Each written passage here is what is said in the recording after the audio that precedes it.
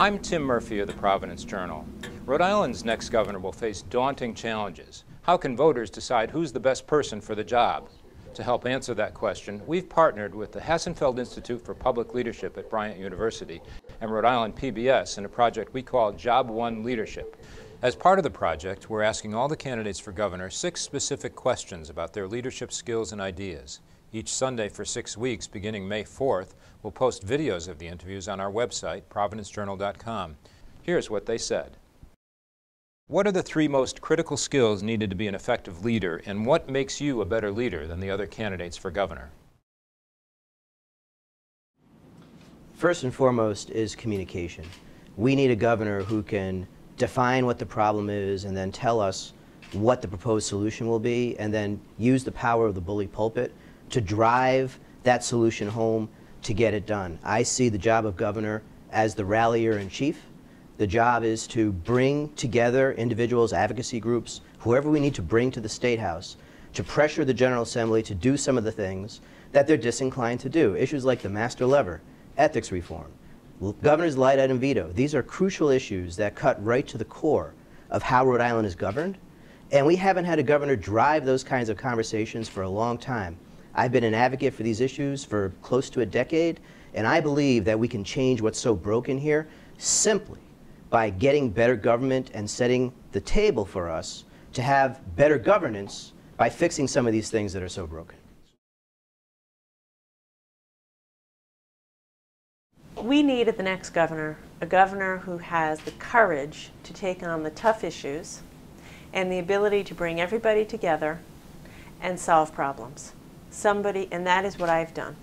When I took office, I inherited a pension crisis, a system that was $7 billion short of the money it needed to pay pension checks. And if we didn't fix it, it would have resulted in a series of bankruptcies. And I showed that I had courage, determination, and an ability to bring everybody together to solve a problem.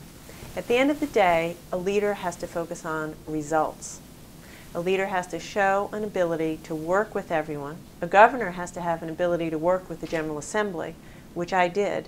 90% of the General Assembly voted for the bill, and we solved the problem.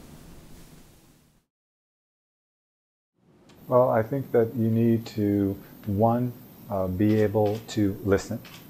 2, be able and open to learning.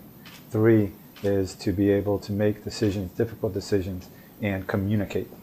And I think I've shown that I've done all 3. I've listened to so many different parties that I've had to work with as a mayor of the city, because I've dealt with everything from police officers to firefighters, teachers, city workers, universities, hospitals. I think I've learned. I think I've also made difficult decisions and then explained them to the public. I think the next governor is going to have many challenges to lead this state. And I believe my work as mayor of the city of Providence has prepared me well. Hopefully the voters will agree as well.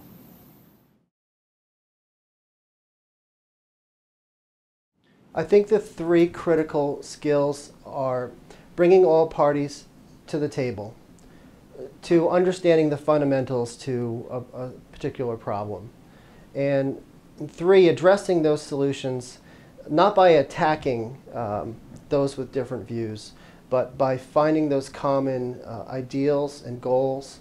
And I have that success in my line of work, which is construction. We always have, the project at hand, we have a finish line to that. And there's a lot of variables and components and labor skills that go into that. So I'm very focused on finding those common denominators and the solutions. It's about the business partners, it's about a skills gap, and it's, for me, about investment in Rhode Island.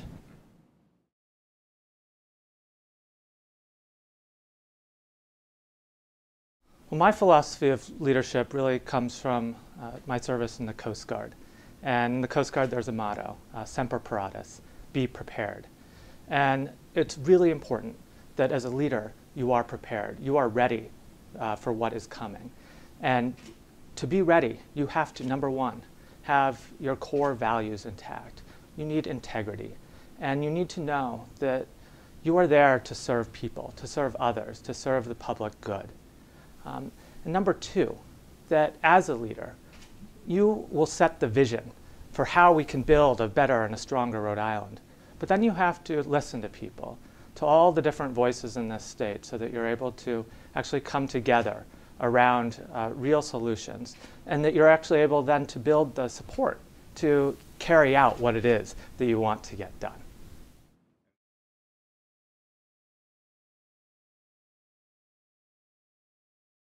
First of all, leadership has to start at the top.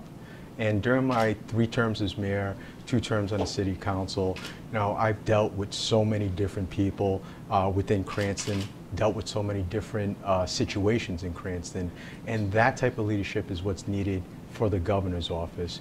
I have the ability to listen to people and take in all sides of an issue as I formulate my opinion, and then come out with the decision that's what I feel is in the best interest of Cranston and as governor for the people of the state of Rhode Island.